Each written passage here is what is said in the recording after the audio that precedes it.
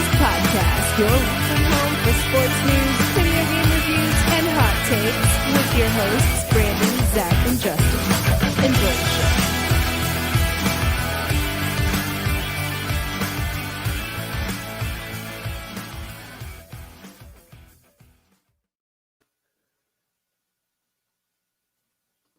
What is up, guys? Welcome to another episode of the Nest Podcast. This is episode 111.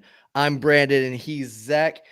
And Zach, week 2 of the NFL has come and gone, and boy, was it a crazy one.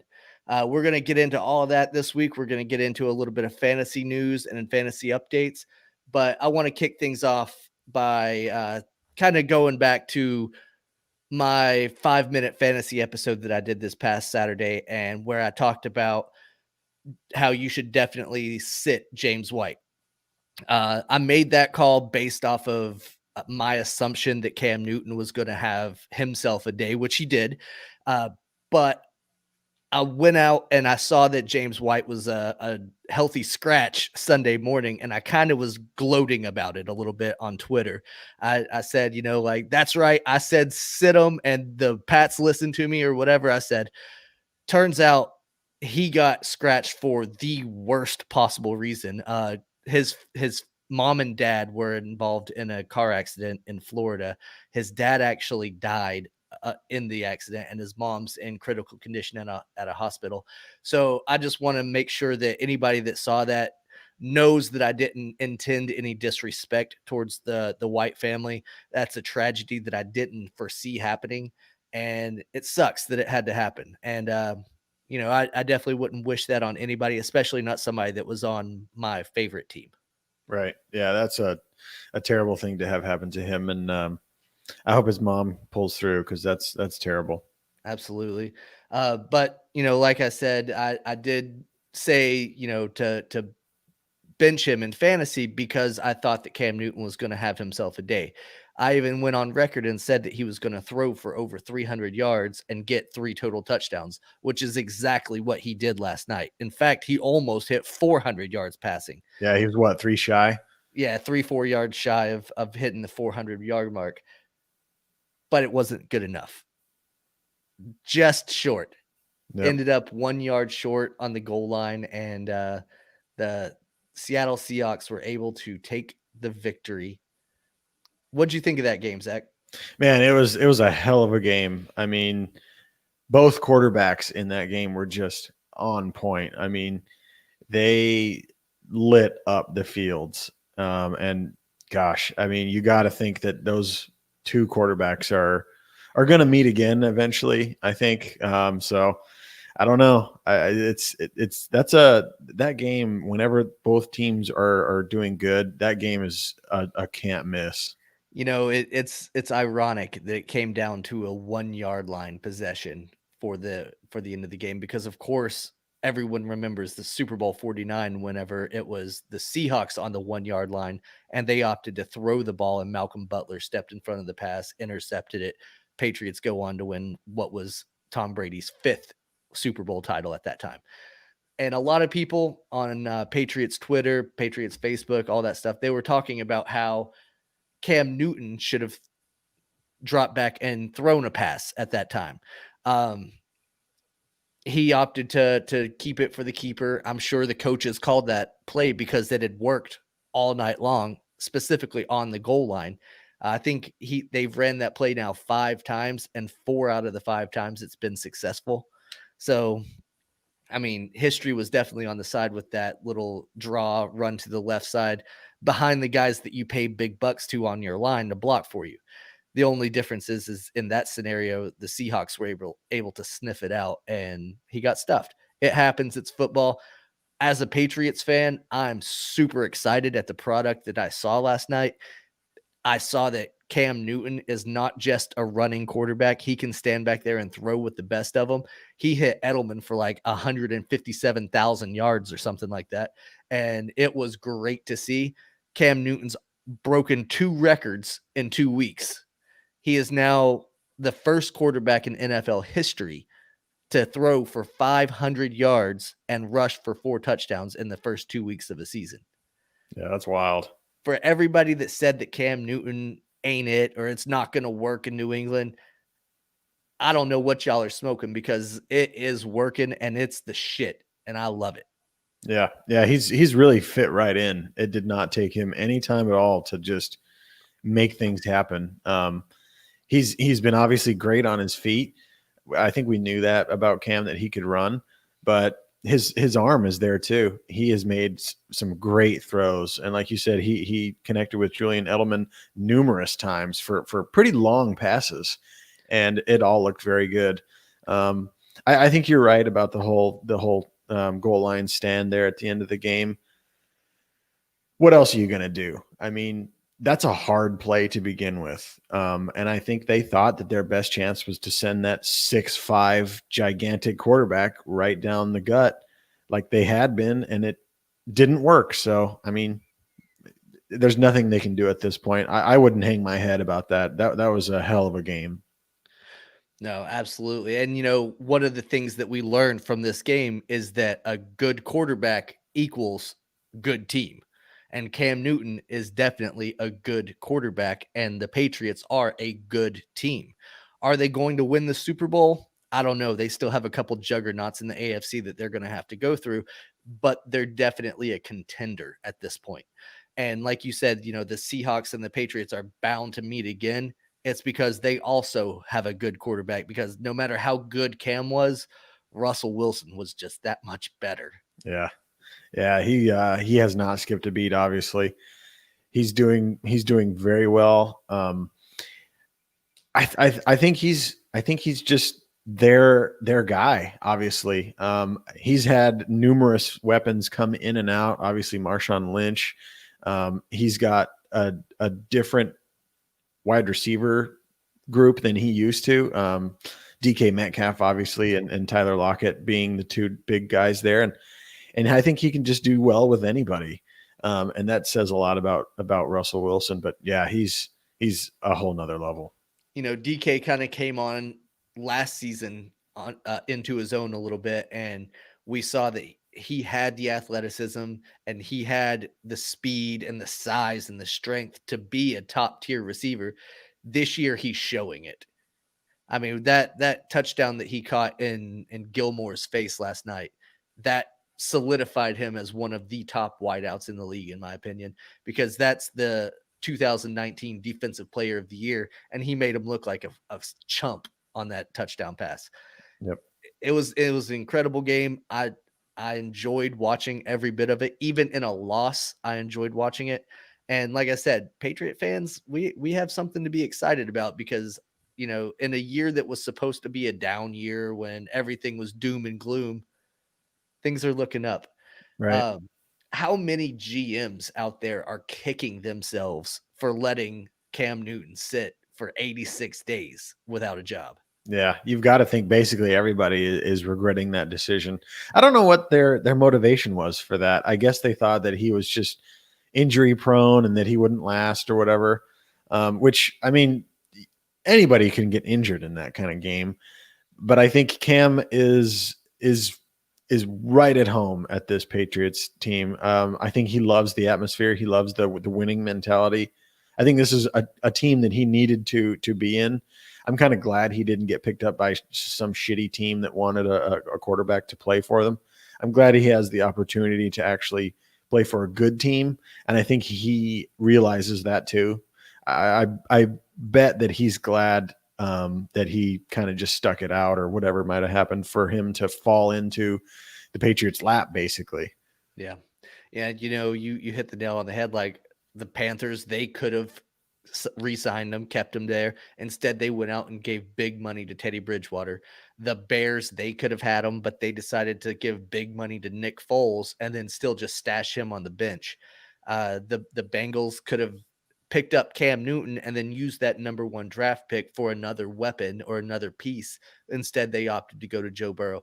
The list goes on and on and on, but he ended up in New England on the minimum salary. So basically it was a chance for the Pats, and he's bound to get offered a contract extension if he stays healthy and if he keeps playing the way that he does. And all indicators point that he's going to continue playing at this level. Absolutely. Yeah, I mean, I think both parties are happy with the decisions that were made. I think the Patriots are absolutely ecstatic about it. I mean, to go from your starting quarterback is Jared Stidham to the former league MVP, you have to be happy with that. And the way he's playing just solidifies that decision that they made to quote unquote take a chance on him and bring him on. Well, Zach, we've been doing this show for a long time now, my man, and you know that I wasn't the highest on Jared Stidham.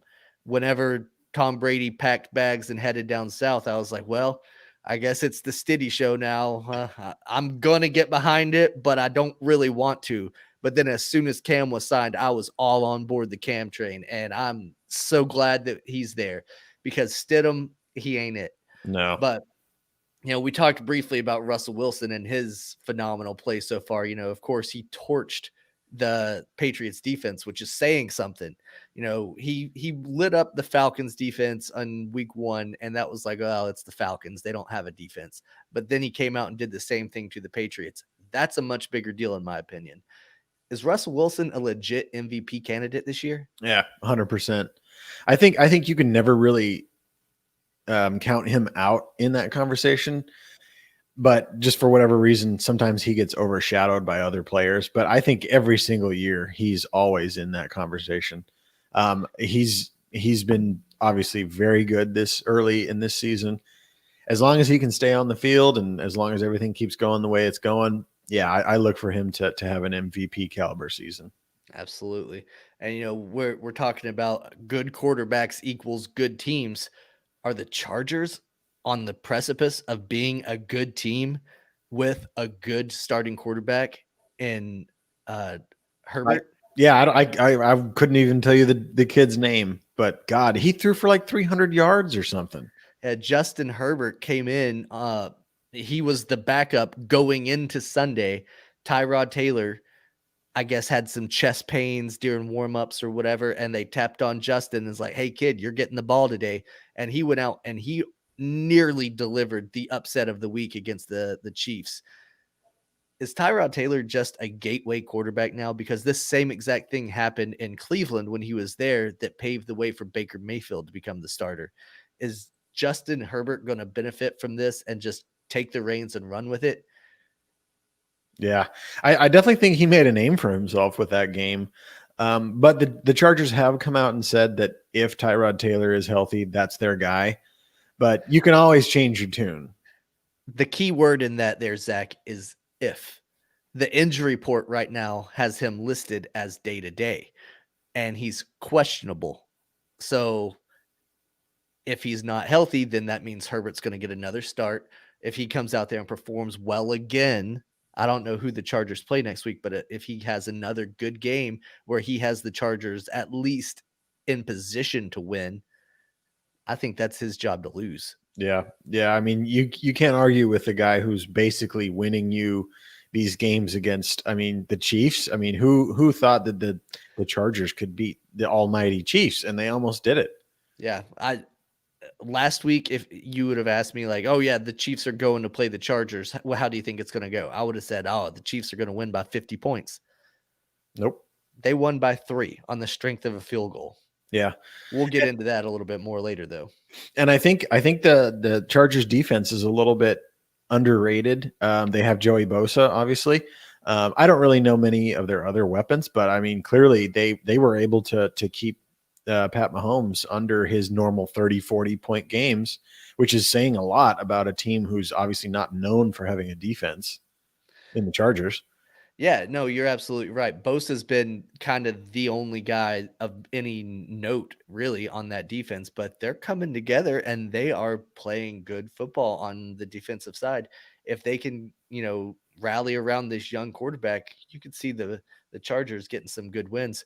Now, I do need to say that the Chargers and the Chiefs are divisional opponents, and normally they do match up very well together.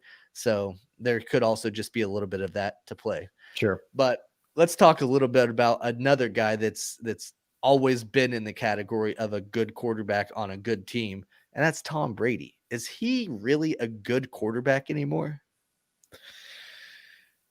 Man, I don't know. He definitely made some mistakes this week. Not even counting last week, but if you remember, a fumble incurred because of a mishandled handoff to a running back, and the commentators were basically saying that they thought that Tom Brady didn't put the ball into his arms or whatever deep enough, or whatever the wording was. So they kind of said that was Tom Brady's fault. I don't 100% know agree. enough. I don't know enough about that specific event to know whose fault that is. But you've got to think that a veteran like that should have no problem handing the ball off. So No, and the way that it normally works, Zach, is a quarterback wants to put it into his stomach with the outside hand, pushing it in and holding it there until the running back can secure it and then take off. In that particular instance, he was using his inside hand to put it into his stomach. So his hand was between the ball and the running back. So when he tried to pull his hand back out, the ball kind of got yeah, knocked loose a little bit. So yeah, that's 100% Tom Brady's fault on that fumble. He also threw another interception. He did throw a touchdown pass and he had 217 yards, but without their run game this week, we could be talking about the Bucks being 0-2. yeah, and that would have been a loss to the Panthers, which are by no means a good team this year. So that would have been terrible for them. I think they got a little lucky this week by having a lackluster team to play against. But Yeah. they utilized all three of their running backs. Ronald Jones, Shady McCoy, and Leonard Fournette all got touchdowns. And then they had the one lone passing touchdown from Brady. So Brady didn't carry this team. He rode the back of the running backs for the entire game. Yeah, they get a victory out of it, but I don't know. I don't think Tom Brady's the guy that everyone thought that he was going to be when he got to Tampa. Oh, and by the way, Gronk has one catch on the entire season. Yeah. He's only been targeted like 5 times. I think you can tell that Gronk is just not in football shape. He is not ready to play football. He mishandled a pass that some people said that was high. Some people said that that was a catchable pass, especially for someone like Gronk. But just from watching him, I can tell that he didn't have enough time to get in football shape. I mean, he's had 2 years off now. That does a 1 lot year. Oh, was it just 1 year? Yeah. I think that still just does a lot to a person when you're trying to play at the most elite level. Absolutely. These guys are younger than him. They're healthier than him, and he's behind the curve. And you mentioned that Tom is not carrying this team. And if you remember last year, he didn't carry the Patriots either. You said time and time again that the defense was really the only thing that was keeping them in games because they were able to hold off the other team's offense. Yep. The defense scored last season all the time. It seemed like almost every game they were getting a pick six or a fumble recovery for a touchdown, or at least getting that turnover and giving the Patriots good field position so they could, drive the field 30, 40 yards or whatever it was. Yeah. Tom Brady's been in a steady decline for about 3 years now. And as far as the media and talking heads out there, I think I'm the only one that's been saying it consistently. Most people are just praising Tom Brady for being Tom Brady.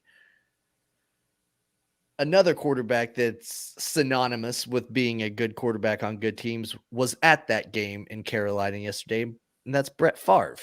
Oh, really? Yeah, Brett Favre was at a game where no fans were allowed, but for some reason he was there, not wearing a mask, just hanging out, doing whatever he wanted to do, and it didn't sit well with Bucks lineman Ryan Jensen, who tweeted, "Brett Favre can go to the game, but my family can't." Interesting. Yeah, I see that point. Brett Favre was wearing a shirt that had Tom Brady's face on it as the Buccaneers logo. Could that be something that drives a bit of a rift between the lineman and the quarterback on the team? Is like, oh, you can have your special guests here, but my family can't come and watch us play. I'm not going to block for your ass if I'm mad at you. Right. Yeah, that's not good. And I definitely see his point. Like, why does Brett Favre get to come to this game? Who the fuck is he? My own family can't come watch me play. That's not good for morale in that team. Not at all. And that's, something that they definitely need on that team is to get some kind of cohesiveness and get the chemistry. Otherwise, it's going to go up in flames really quick. Right. I mean, like, it's not like they've really started off on a great foot anyway. So any kind of rift is just going to further the decline of this team. Absolutely. Let's move on. We talked a little bit about how the Chiefs survived the Chargers on the strength of a field goal. And that field goal kicker, of course, is Harrison Butker. And he had to do it multiple times. He officially kicked for 2 58-yard field goals, one to send it to overtime and one as the game winner. That guy, he is the MVP of that team yesterday by far, because without him, they don't even make it to overtime. They lose in regulations to the Chargers. So for that, kicker lives matter 100%, because you got to think about how embarrassing it would be for somebody like Patrick Mahomes to wake up today knowing that they got beat by the Los Angeles Chargers. How bad would it be for Coach Andy Reid to be sitting there eating his hamburgers, sad that they lost to a team that they should have dominated? Got to think a kicker. I know you and Justin have a wild outlook on kickers, which I think is bizarre, but kickers are super important. And one of the lessons that we learned this week was that they are that important. Not only was that Harrison Buckner, that 53-yard field goal that he nailed for the game winner, and then there was a false start and got moved back to 58 yards.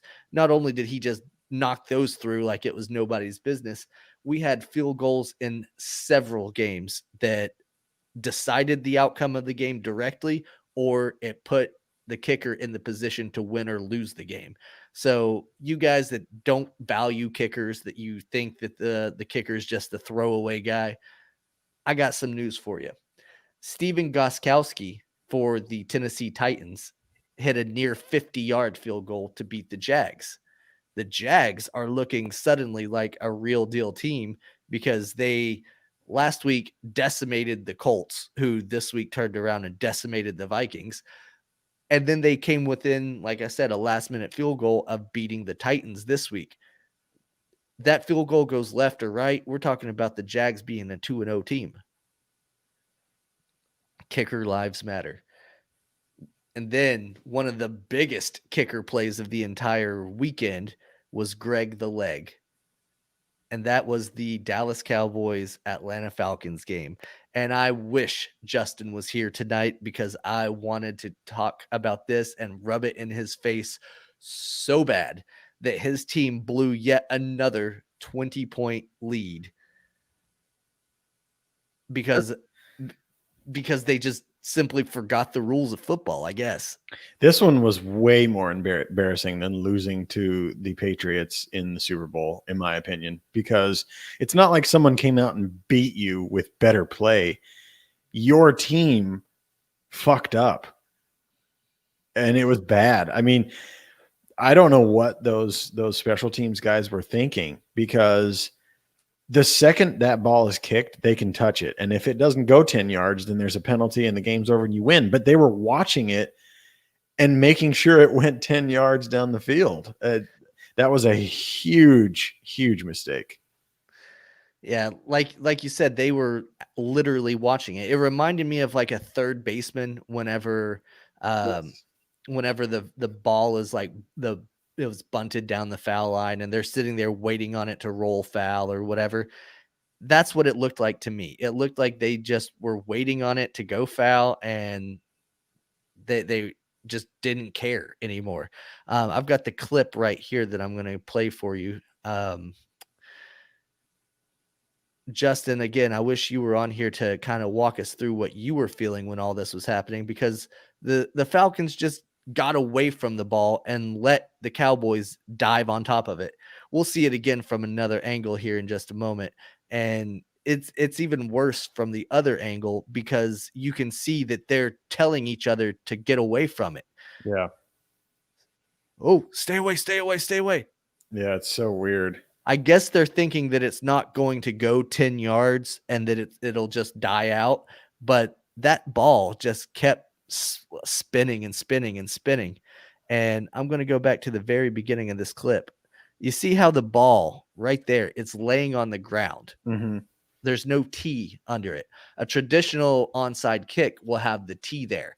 This is called a watermelon kick. It's something new that the kickers are trying to do because they've changed the kickoff rules so much in the NFL that they've had to come up with new and creative ways to try to get onside kicks in their favor. Worked for the Cowboys last night, and then the same kicker that kicked that watermelon kick, Greg Zuerlein, went on to kick the game-winning field goal. Yeah. Once again, kickers' lives matter. They matter. It's just boring as shit to watch.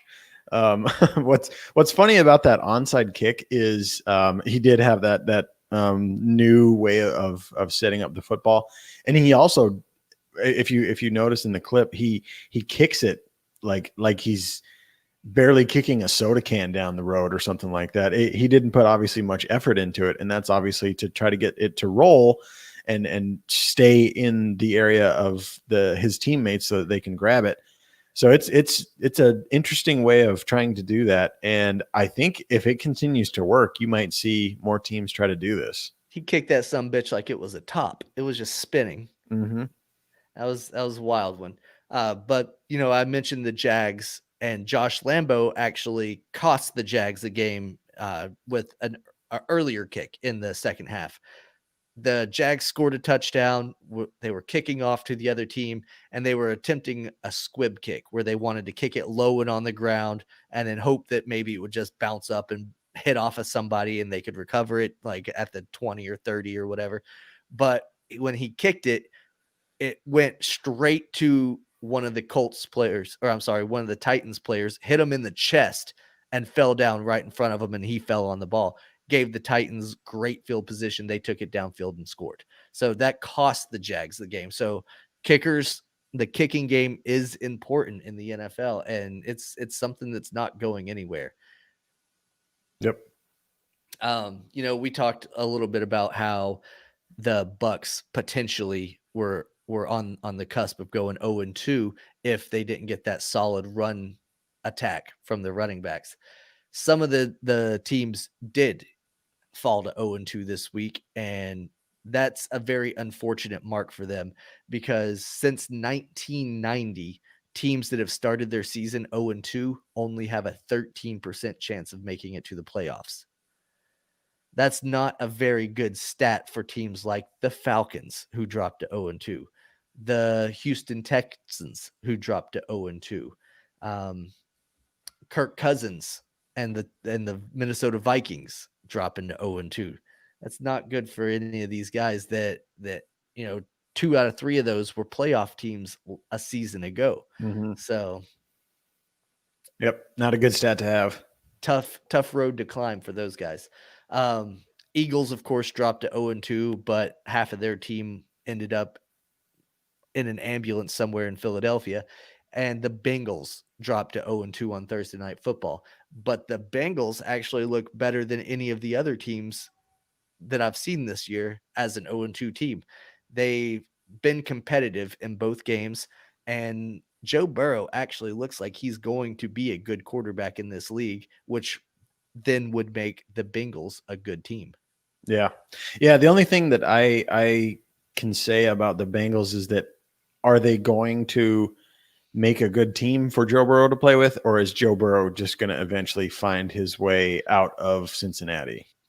That there's that possibility, but I kind of feel like he's going to be an Andrew Luck type quarterback in that system, where he's going to be relied upon to throw the ball 50 plus times a game, and eventually they're going to get more pieces in there to put together a winner. I just wonder if, like the Colts, it'll be too late and he'll have to take so much impact and so much damage to his body waiting on help to arrive that it won't matter in the end. Yeah. Because this guy's going to get paid whenever he's eligible, because he is good. He's showing signs of being a good quarterback. and they'll offer him the big money to stay in Cincinnati. I, I don't know. Yeah. That's one of those things that it would just have to be um, lucky for somebody else to just need a quarterback at that time to pay him that big cash. That's what Dak is probably going to be banking on next year, is that somebody else is going to want a quarterback more than Jerry Jones wants to spend $40 million. Yep. Yeah, I can definitely see Burrow kind of going that Andrew Luck route. It just I hate to see that, because I have no faith in the Bengals team and ownership to do anything about their situation. I think for whatever reason there's teams out there that they draft and they draft and they draft and nothing ever really comes of it, and they just keep trying these new toys and they never really try to build anything, and it'll just never work. So for his sake, I hope Joe Burrow gets out of there and gets to a good team, but it's too early to say, but it could go the other way. Yeah. And, I didn't really watch Joe Burrow much in college. I didn't really know what to expect from him once he got to the pros. And Harvey was obviously an LSU fan, and he was talking to me before the game, and he was like, "Yo, Joe Burrow's going to be the truth. He's going to be good." Da da da da. Da. And he actually talked me into starting Tyler Boyd from the Bengals in my fantasy football league. And Harvey went on record and was like, "Hey, I bet he throws for 300 yards and 3 touchdowns today." And I was like, all right, well, if he's going to ball out like that, then I'll put Boyd in there. Sure enough, he did. He 350 yards, I think, is what he ended up with. Jeez. 3 touchdowns. Boyd got the last one in garbage time, which helped me out in fantasy, but not enough because I had other guys on my team that shit the bed, but it is what it is. Mm-hmm. So, let's talk about some of the more serious stuff that happened this weekend, and that is pretty much that 90% of the NFL got hurt. Yep, it is long this year. If you were watching on Red Zone, it seemed like every 2 or 3 minutes they were talking about another injury popping up from somewhere around the league. And I got to just say, injuries suck. Not only in your fantasy football leagues and all that stuff where you're going to be scrambling to try to fill, these positions off the waiver wires, but these suck in real life, because a lot of these guys that got hurt are stars from around the league, guys that are household names that now all of a sudden teams are without. And as if the 2020 season wasn't strange enough with the no fans and blah, blah, blah. Now, all of a sudden, you're going to have to deal with all these new players coming in, trying to learn schemes, trying to learn playbooks and all that stuff. 2020 is just the year that just keeps on getting worse, it seems like. Yeah, it's terrible. I mean, you've got star running back Saquon Barkley, who probably has an ACL tear. It's been confirmed. Yeah, he's got an ACL tear. He tore his meniscus. He has an MCL sprain. He messed his knee up. Yeah, and then Nick Bosa has some sort of knee stuff, and I think I saw that Jimmy Garoppolo was also hurt too. Absolutely, yeah. The San Francisco 49ers got absolutely destroyed playing there in New York at the Meadowlands. You mentioned Nick Bosa, ACL. Solomon Thomas, his replacement, like 2 or 3 plays later, tore his ACL. Raheem Mostert, running back, MCL sprain. Jimmy Garoppolo, high ankle sprain. So those are starters on their team that are now out for the rest of the season, 4 to 6 weeks, whatever the case is. The 49ers are pretty much just saying like, okay, 2020, let's flush this one. It's over for us. Yeah. Same with the Giants. You mentioned Saquon Barkley. That guy, like, he was in a contract year. He was playing for a big paycheck, and now he's going to have to hopefully get to come back on his next year option and be able to ball out next year. Oh, by the way, while he's rehabbing and trying to get his leg back in order. Other than the 49ers, the Broncos also had a pretty bad day. Their starting quarterback, Drew Lock, left the game whenever he was slammed on the ground and landed on his shoulder in an awkward way. And Cortland Sutton, dude that missed week 1 because of a shoulder injury, came back in week 2 and tore his ACL. Jesus. I, I don't know. Like that's what 3-4 ACL tears. Do you think it has anything to do with the fact that there was no preseason games, guys weren't getting hit in practice as much, so the soft tissue injuries and all that stuff just never was able to get into a rhythm, and then they're out there playing games where they're going full speed, and then all of a sudden, boom, injury. Yeah. I definitely think that every year there's a strain of injuries that go through, but it seems like this year, like especially with all those knee injuries right out of the gate, you've got to think that the no preseason, even if you're a starter, you still get out there and take your licks and get a feel for it. You might not obviously play the whole game, but you get out there and you get a little taste of it. And I think that helps guys kind of ease into the season. It's way different to go from your training camp and your practice and playing against the practice squad to full on their best defense against you. It's hard to say whether or not that's the direct cause, because in a contact sport you can get hurt at any time. But I've got to think that not having that warm up per se is not good for these guys. I agree. And, one of the other major injuries coming out of the week is that Christian McCaffrey, Mm-hmm. he's going to be out for 4 to 6 weeks with an ankle injury. So that's, the number 1 and number 2 pick in most of your fantasy leagues went out within probably 20 minutes of each other and will miss the majority of the season. That's a tough day for the NFL, but that's potentially a good thing for us fantasy players that can go out and navigate the waiver wires and stuff like that. And we're going to have a special coming up Wednesday. I'm going to do a 5-minute fantasy. Hopefully I can get Harvey on here with me on that day, because he's kind of the waiver wire king. And we'll talk a little bit about what guys need to get picked up and from where and how to plug them in to fix all these injuries that everybody undoubtedly has up and down their rosters.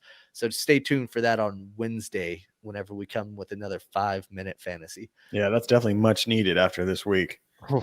Boy, is it. I need it for my team because I have Cortland Sutton. So I'm already trying to drop him and pick up the next guy up on off of waivers for a wide receiver. Yep. So we'll be talking about that all on Wednesday. But let's talk a little bit about fantasy football, Zach. I know you moved to 2-0. I dropped to 1-1 because Justin got the best of me. But we have a couple studs and a couple duds that we need to talk about. First off, with the studs, I think my big stud of the week was definitely Dak Prescott. He played like absolute dog shit the first half, let's be honest. But then the second half, he really brought it and ended up dropping almost 40 points in fantasy. Of course, led the Cowboys back. They ended up storming back. He had touchdown after touchdown after touchdown there in the second half. And you know what? That's kind of the way that fantasy goes sometimes, is they suck for a little while, but then next thing you know, they're jumping up on top. So don't ever count out a quarterback in fantasy. Right. Who did you have that was one of your big studs for the weekend? Oh, absolutely. My best player this week was Russell Wilson. He got me 33 points. He comes basically every week with good stuff. But this week he had 288 yards, 5 touchdowns, and an interception, which hurt him a little bit.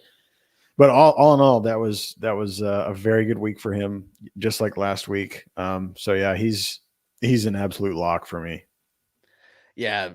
Russell Wilson, like we talked about at the beginning of the show, he's one of the best quarterbacks in the league, and you have a legit MVP caliber quarterback. Of course, you're going to start him every week. He was actually the 3rd highest quarterback for the week this week. Josh Allen from the Bills was in second with 34.48 points. And, we kind of thought going in that he would be good this week because they were playing against the Dolphins, but the Dolphins defense surprised some people. And if it wasn't for the strength of a rookie kicker from Buffalo, we had a tie ball game. That would have been wild to see. So running backs, we've got to talk about Aaron Jones from the Green Bay Packers. This guy last season became the best Aaron on the Packers, and now he's proving it once and again that he's one of the best Aarons in all the league, dropping 45.6 fantasy points this week. Dude had like 200 yards rushing. He just took over that game yesterday. Yeah. Yeah. That was a guy that I kind of had my eye on. I was a little on the fence about him because obviously Aaron Rodgers kind of owns that offense. But from last year, Aaron Jones did great, and he was on my radar, but I can't remember who picked him up. But he didn't obviously make it to me. But yeah, that's a guy you wouldn't think would be good because he's behind a quarterback that throws so much, but he's able to really cut up defenses. Well, he just makes Aaron Rodgers that much better, in my opinion, because if you have a running back that demands that much attention, it makes the defense have to respect it. So they get more one-on-one coverage downfield, and then guys like Adams and all that can get loose, because you're not going to be able to contain those guys without double teaming them. If you're double teaming them, then Jones is going to have a field day. And that's what happened in this game is they were putting too much emphasis on trying to not let Aaron Rodgers pick them apart with the pass, and they just let Aaron Jones run all over them. Yep. Nick Chubb also had a great game on Thursday night, and he was the second leading fantasy running back this week with 26.3. And one of Justin's duds from week 1, Christian McCaffrey, had 24.8. Even with his injury, he managed to put up big numbers. And once again, in the wide receiver column, Zach, you had another stud in Calvin Ridley. This guy seems to be the man in Atlanta. Yeah, it's kind of crazy to think about because they paid Julio all that money, and this week he's I think I said it again last week, but he's my dud again this week. Julio Jones posted 4.4 points, 2 receptions, 24 yards. Why in the hell are you paying that man all that money to do absolutely nothing? And he dropped a touchdown pass that was in his hands. I mean, I could have caught that ball, and I'm not a $1 million wide receiver. Yep. I don't get it, man. And the fact that Justin week in, week out defends Julio as some kind of freak, some kind of the best out there. He's the best in the game, blah, blah, blah. He's not proven that he's the best on his own team. Right. Much less the best in the game. I don't know if it's the double coverage. He just can't deal with that or what. But I mean, Calvin Ridley is just eating all of the touchdowns for that team. And honestly, I'm here for it. He's on my fantasy team, so I'll take it. But as a whole, I would not be happy by spending all that money on that wide receiver for the guy behind him to be making all of my points for me. Absolutely. And it's not like Calvin Ridley's stealing all of the red zone targets or anything like that, because he's been getting 30-yard completions. Hayden Hurst had a 30-yard touchdown or whatever it was. So it's not like they're just ignoring Julio in the red zone. He's just not catching the ball. He's not getting the yards after the catch. He's just not performing. So yeah, I also had Julio Jones as my dud. Yeah, absolutely. And I'm sure he went pretty quick in the draft, and he was first round. Yeah, so for a first rounder to not put up at least 15, 20 points, that's no good. Yeah, my dud running back for the week was Benny Snell Jr. This was the guy that last week who stepped in when James Conner got hurt and had the game of his life. And everybody going into the week was talking about how Snell was going to get a much bigger workload, how Snell was going to be, splitting time in the backfield and all that stuff. Well, James Conner came back. He was healthy. So that was a big blow to Snell. But then the few times that Snell did get the ball, he didn't perform with it. He even fumbled that took him down into the negative points. So he ended up with negative 0.9 points. He had a total of 5 yards rushing in that fumble. So a big dud there. For me, that was pretty much sealing the deal on my fantasy week, but it is what it is. While we're on the topic of running backs, another dud that just so happens to come from Atlanta is Todd Gurley. He posted 6 points with 61 yards. What the hell is with that? Well, Atlanta is being more offensive with the throwing game. They're passing the ball around, hitting Ridley every 5 seconds with a deep bomb. So they're not really giving the ball to their running backs as much. I think they would benefit much more from implementing Gurley more into a run attack, and that would open it up downfield for guys like Julio Jones. Yeah, I can't believe that they brought in Todd Gurley and they haven't used him hardly at all. Like that's got to be a mismanagement. I mean, you would think that you'd bring in a guy like that to immediately start having him make an impact. Yeah, at least try to get him involved in the pass game as well. But one of the big duds of the week has to be Kirk Cousins. Oh, This guy was lighting it up for the other team, to the tune of 3 interceptions. He only had barely 100 yards passing to his own team, but he almost had 100 yards in interception return yards. So that's not a good stat to have.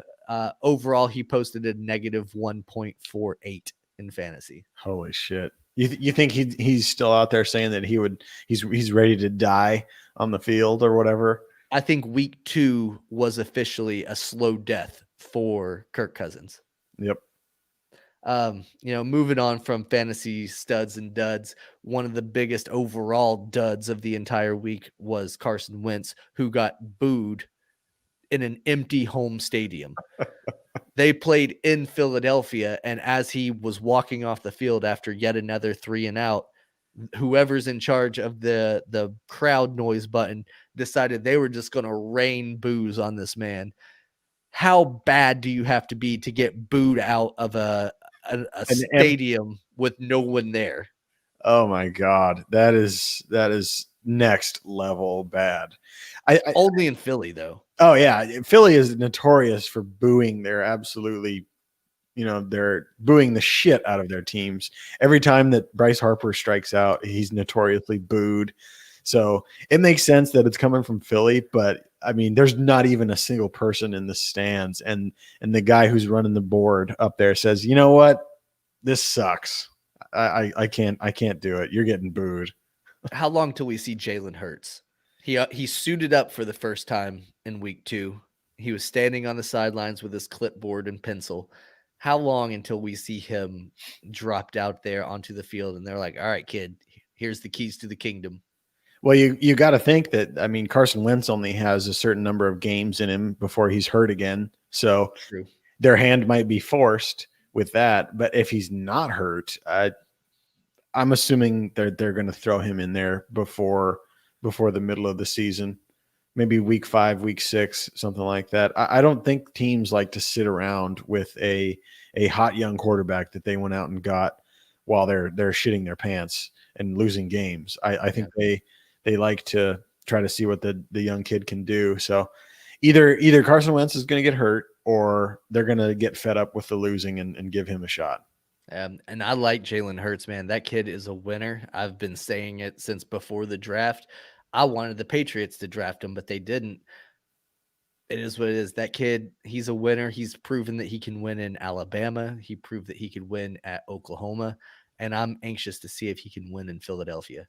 Yep. So, we've talked a lot about the 0-2 teams, and a lot of these coaches have got to be sitting on a hot seat. The 3 hottest seats right now, in my opinion, are Adam Gase from the Jets, Matt Patricia from the Lions, who has taken a lead into the 4th quarter now in 10 games in the past 2 seasons and lost all 10 games. God. And Dan Quinn from the Falcons, which the Falcons, they scored 39 points on Sunday, had 0 turnovers, and lost game. Before that, NFL teams in NFL history, if they scored 39 points or more with 0 turnovers, were 440-0. Jesus. The Falcons became the 1 in 440-1. That's not the streak that you want to break if you're the Falcons. So Dan Quinn has got to be on one of the hottest seats in the NFL. the popular game, marry, fuck, kill. Let's play that right now with these three coaches. You've got to marry one, fuck one, kill one. Who you got? Geez. I think I'm fucking Matt Patricia because he would have to have learned something of value from Bill Belichick. And I mean, I don't know. I mean, Detroit's always kind of been lackluster, so I don't know if it's his fault specifically, but I think Matt Patricia has some talent in coaching. I'm killing the shit out of old boy from Atlanta. I mean, Justin has said it numerous times. Their play calling and their decision making is not good. Clearly, that's evident. They definitely should have won that game against the Cowboys, and they basically lost it. They didn't get beat. They lost it for themselves.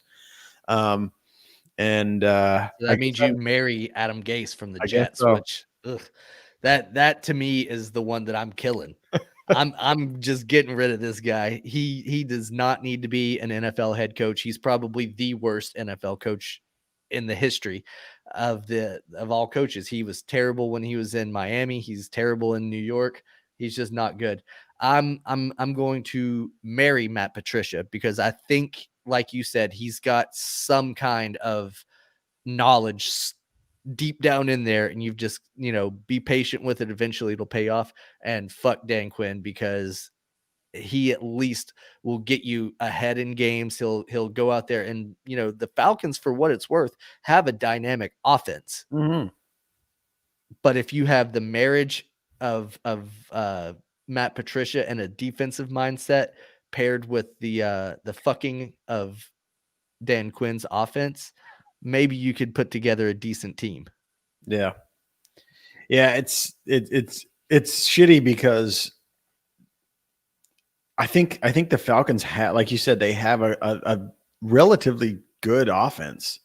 I mean, they're not really lacking for anything. They've got great wide receivers. Even if Julio Jones isn't doing that much right now, he's still one of the top level wide receivers.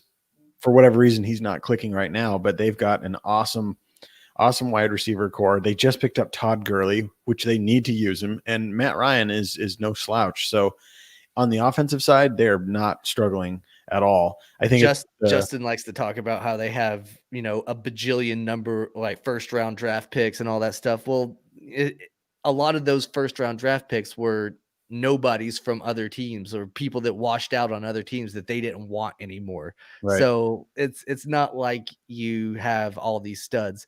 And, whenever you are middle of the pack team, you're drafting quality guys every year in the draft. The coaching has to be the issue. And I don't see how Dan Quinn is able to keep his job there much longer. Yeah, exactly. I wonder if it's kind of like what's his name from the Cowboys that just had it in with Jerry Jones. I wonder if it's something like that where this dude just has an in with the owner or whatever and is in his good graces, so he just kind of keeps the job, because you've got to think that that's where you start with this kind of thing. It's not your players. You don't have a shitty team. You're just making bad decisions. Yeah. Jason Garrett is what I was thinking. Jason Garrett. Yeah. Well, he's the offensive coordinator in New York now, New York Giants. Let's see. Let's talk a little bit about baseball. We got the postseason coming up pretty soon. They've already announced all of the locations where they're going to be having these postseason games. We know it's going to be the World Series is played there at the Rangers' new ballpark, and I believe it's still Arlington. Mm-hmm. I think it's still technically in Arlington. I believe it was built basically across the street or something. Yeah, I think it's real close to where the old one was. But I know it looks wild. It doesn't look like it's that great of a stadium, but on the inside, I guess it's pretty nice. But that's going to be interesting to see a MLB playoffs played from a neutral site, because that's something we've never seen before. I know a lot of guys are happy about it and some guys aren't. Is what it is. I know that they're talking about allowing fans to come to a lot of these games at a limited capacity or whatever, which I know Brad has been saying that it's going to make the ticket prices for all these things astronomical, which I agree with. it's going to make the hottest ticket in town even hotter to try to get. But it is what it is. I think they should definitely allow family to get to come, like the player's family and stuff like that, because for a lot of these guys, it might be their only opportunity to play in a World Series. So it'd suck if they had to play in front of 0 fans. Their family couldn't be there. They couldn't celebrate potentially with their kids or whatever. I know they've been popping imaginary bottles of champagne because that's something that they've taken away from these teams that are clinching from the playoffs. And it's kind of wild. The whole COVID baseball season is kind of nuts. But we've got the Rays, the White Sox, the Athletics, the Twins, and the Yankees in the American League that have already clinched. And, a couple more teams still to go. I think they've got 3 more to go, if my math is right. And in the NL, the only 2 that have clinched so far are the Dodgers and the Padres. So we're coming down to the wire. We're going to see a lot of these teams start to clinch and start to win their divisions and know what seeding they're going to get and all that stuff. But how are your Cardinals looking right now, Zach? Boy, we've been going through a rough patch here. We lost some games to the Pirates of all teams, which are the absolute worst in MLB. And our hitting has just gone absolutely cold. Our bullpen has had a slew of injuries, and now Dakota Hudson is out on the 10-day IL with a forearm strain, which the implications of that might be bad. You know what that always means. So right now we sit at second place under the Cubs, 26 and 24. And this is the last week, so I guess we're going to hammer out the rest of the games and see where we fall. We're currently playing a series against the Royals, so hopefully we can win that. But honestly, my outlook for the postseason isn't great. We do not have enough bats to go up against any formidable team like the Dodgers, like the Padres. I think the NL is theirs, and they're going to duke it out in the NLCS. Well, I guess they would probably play each other before that, because they're in the NL West together. But nonetheless, I think either one of those teams is going to be representing the National League in the World Series. I have zero faith in the Cardinals to have half as many bats as we need to do a good postseason run. So it's nice to make the postseason, but it sucks every year losing to whoever you might lose to. So yeah, I mean, last year, whenever the Cardinals were on their run, they had that game in Atlanta where they scored like 8,000 runs, and then they went to Washington for the next series and just shit the bed. And that's kind of how it goes sometimes, But the eventual World Series winners last year, they just weren't getting beat by anybody. But it is what it is. At least you got some competitive baseball to watch. The only good thing for the Red Sox in the past month has been Tanner Houck's debut. Kid came up. He said he was confident as hell and saying, for every strikeout I get, I'm donating money to charity or whatever, and then went out and struck out 7 dudes that game. So hell yeah, good stuff there. And then, you've got he came back and he won his next start against the Yankees. He's yet to allow a run. So he's setting records as a rookie doing stuff like that. So I'm pretty stoked on that. Yeah, that's awesome. Yeah, it's nice that you have something to look forward to.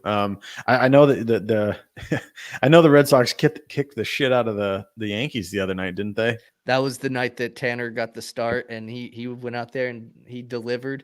And that's somebody that I'm excited to see more of next season, because we've talked about it on here before. A lot of times these September call-ups come out and they impress because no one's ever seen them before. No one knows what to expect. But then the next year they shit the bed. For years we talked about Clay Buchholz being, this guy's got so much potential. He's going to be so good. And it all stemmed because he came up in September, threw a no-hitter. Everybody was like, well, he's got the potential to do it for years. And then now he's, floating around somewhere, not even on a competitive team. So yep. As Brad saying that he donated $700 for an adoption charity because of his sister. So yeah, that's pretty badass. Like, awesome that Tanner was confident in himself enough to put his money where his mouth was. And, he's a rookie guy. He probably doesn't have a lot of money, or maybe it would have been $1,000 per strikeout or whatever it was. But Right. Yeah. Who do you think has the best shot to make it to the World Series in the American League? If I had to put money on it now, I would probably say either the White Sox or the Rays. I think the White Sox have the best uh, offensive team, and then they've got some solid pitching.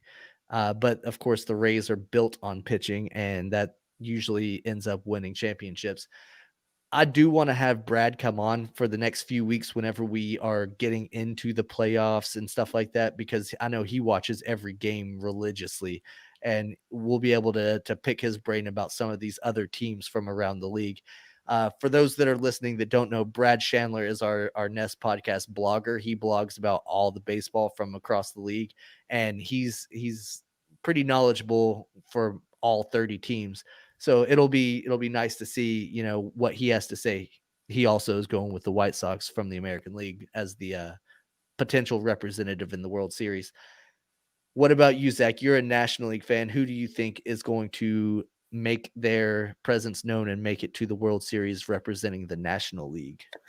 I've got to say the Dodgers yet again.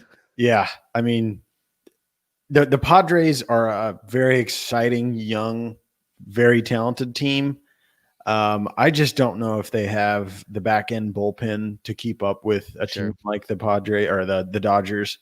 So yet again, I think the Dodgers are going to make it. I don't think that anyone has any answer to the Dodgers, because I think they're very good on both sides of the mound. They have great starting pitchers. They have obviously great offense. They're a very tough team to beat. But I think it's going to come up to either the Padres or the Dodgers. I would love to see the Padres, and you talk about the bullpen late or whatever. You don't need a bullpen if you're scoring 13 runs a game. It's a very good point. So if they can keep Slam Diego going whenever it gets colder in October, then it's going to be something to behold. But I think the smart bet is probably on the Dodgers. Yeah. Like you, I would love to see the Padres. I mean, can you imagine a 21-year-old Fernando Tatis going to the World Series? I mean, he would have beaten Mike Trout. He would have beaten, I don't even know how many other people that are well known and are claimed to be the best players in baseball. And this young kid comes out of nowhere. I think baseball fans knew about him last year. He made a name for himself a little bit last year, but this kid is lighting the baseball world on fire. And I think of all the sports that need more loud, you just eccentric, awesome players that fans can get excited about, it's MLB, and Tatis is absolutely a very exciting player, and I would love to see him make the national stage. Even people that don't really give a shit about baseball typically tune in for a good World Series, and if he's on that stage, you're going to gain fans. Yep. Yeah, it would be like putting Trevor Bauer out there with his trash can cleats that he wore the other day. Yep.